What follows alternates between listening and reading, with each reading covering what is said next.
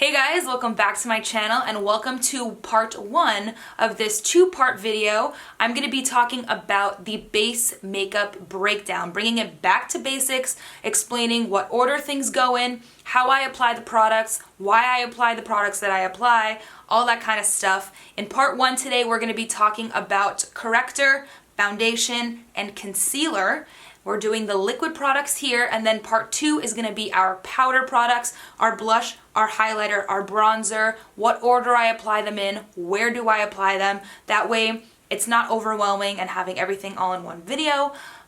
So that is what's happening today. If you guys are interested to learn a few things, go ahead and keep on watching, and don't forget to like and subscribe so that you don't miss part two and so that you can be here for future videos. And now let's go ahead and get into the video.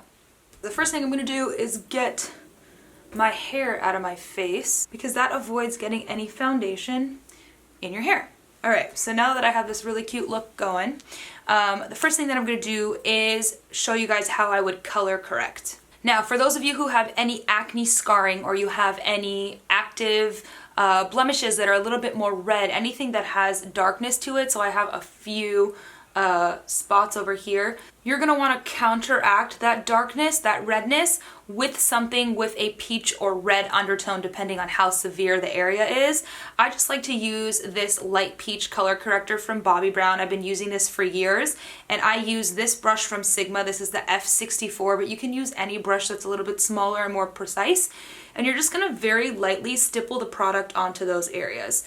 So the reason I stipple it on in that area is because I want to concentrate most of the product right on the area that has the discoloration, and then I'll fluff around the edges with the excess product just to make sure that nothing's too heavy and everything's kind of starting to blend. Now I have discoloration around my eyelids as well, so you guys can see this eye right here, I already placed some of that color corrector and it's a lot brighter and more open. This side I didn't. So if I'm already doing this step, I like to add just a little bit on my lids with whatever's left over on the brush. But if I'm not color correcting, then typically my concealer will do a good enough job on its own. But since I'm already here, I might as well just use whatever excess product on the lids. Now the reason that I've added that step in is because a lot of the time the foundation will do a great job of covering most of the redness and discoloration, but if you have some really stubborn, really dark areas that are hyperpigmented, then this step is going to save you a lot of work later. It's a lot easier to put just a drop of product underneath and then build light layers over top instead of having to go in and put a whole lot of concealer over something and then it's just going to look heavy right there. Next up for me is foundation, and these are the two foundations that are my most reached for in my drawer. So I have the Too Faced Peach Perfect, which is a little bit lighter in coverage. It's a medium natural, and this one is also a medium natural but buildable. I like the look and feel and finish just a little bit more, so I'm going to use this one today. So typically with foundation, I like to start off with a brush, and then if I need to buff out any brush stroke lines, then I'll use the Beauty Blender to go ahead and smooth that all out. So today I'm going to be going in with this brush right here. This is the Angled Foundation Brush by Practic. This is the sister company of Sigma. It's just a little bit more of an affordable line. And I like this one compared to the Angled Foundation Brush by Sigma directly, just because it's a little bit smaller, which means that I can be slightly more precise with my application. It's a little bit easier to get like in between the eyebrows and all that kind of thing. So first I just kind of put lines of the foundation on my face, and then I almost start to buff and swipe down. I don't like to do circular buffing motions just because if you have any areas of your skin that are drier, it's going to make that area kind of flaky and gross looking. So I do kind of a combination of like a pull, swipe, and then a press into the skin. So you guys will see when I'm trying to disperse the product, I'll do a mixture of both. The reason I like to push the product into the skin is because that makes the foundation look a little bit less detectable on the surface, because you're buffing it into the skin instead of just letting it sit on top. So I used half a pump for the whole bottom half of my face, and now I'm going to use just a drop, not even a quarter pump, for the forehead. And then what I'll do is with whatever's left over, I'll kind of add a little bit extra coverage where I feel like I need it.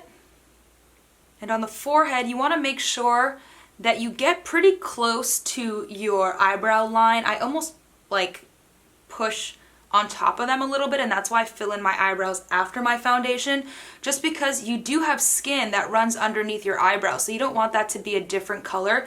You will see an obvious demarcation if you don't kind of go over that skin in those areas with the foundation that you are putting on.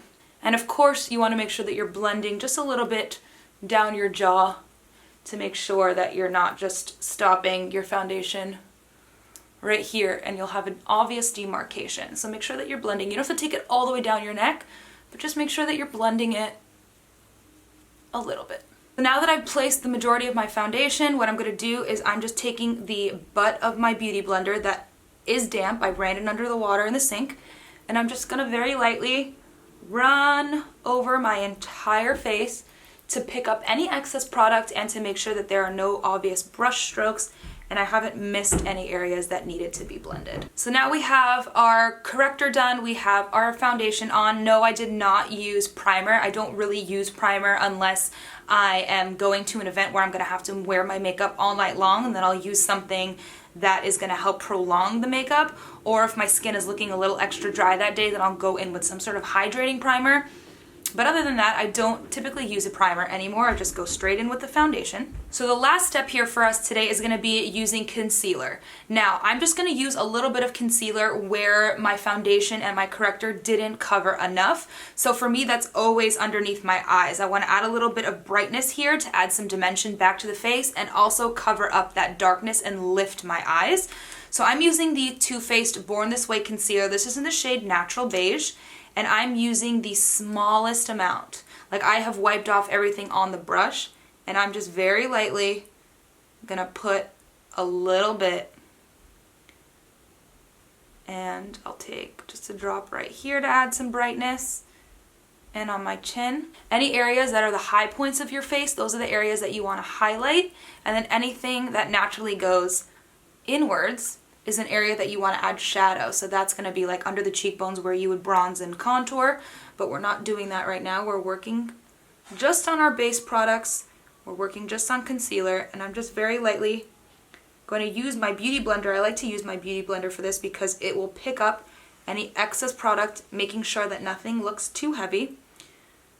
But I'm just going to be blending out that concealer all over my eyelid where I have discoloration, all the way underneath my eye. You're bringing it into this kind of triangle formation. I like to bring it down the side of my nose and up kind of the tops of my cheekbones.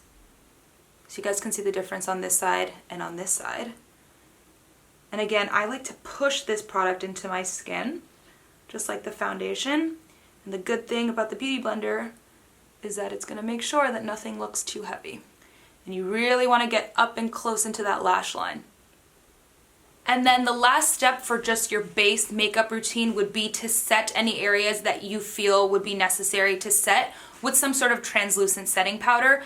I always use my Laura Mercier translucent setting powder, and I use my Beauty Blender with it. I like to use the Beauty Blender specifically for underneath the eyes. So I just put a little bit of product on the sponge, and then I'm gonna push in everywhere that I just put that concealer, right underneath the eye, and on the top of the eyelid. Same thing on the other side. I personally don't like any sort of shine underneath my eyes or on my lids. I don't like that dewy natural look there. I like for those areas to be matte. Same thing for just in between my eyebrows. I like for my forehead right here to be matte and not giving off any shine. And same thing for around my mouth. So those are all the areas that I personally set, but that's all personal preference, up to you. I definitely recommend at least setting your concealer underneath your eyes so that it doesn't move, because it is a liquid cream product. So those can typically move if you don't set them with the powder, so that's why I do. And then if you are going in with other powder products on the face, you want to do some sort of light dusting of translucent powder just to make sure that nothing's still wet and tacky, because then if you go with a powder product over a more damp base, then things can end up looking a little bit muddy. But I'll go into detail on the rest of the face in part 2 of this video. This is part 1, just the base makeup. If this is where you're comfortable stopping, go ahead and stop here. A lot of the time after this, I'll just throw on a little bit of something in my brows and a little bit of mascara and be good to go. But if you wanted to add a little bit of blush, bronzer, and highlighter, I'm gonna go ahead and show you how to do that too in part 2. So keep an eye out for that video. I hope that you guys enjoyed this one. If you did, please don't forget to give it a thumbs up and subscribe, and hopefully I'll see you in part 2. Thank you so much for watching. Bye.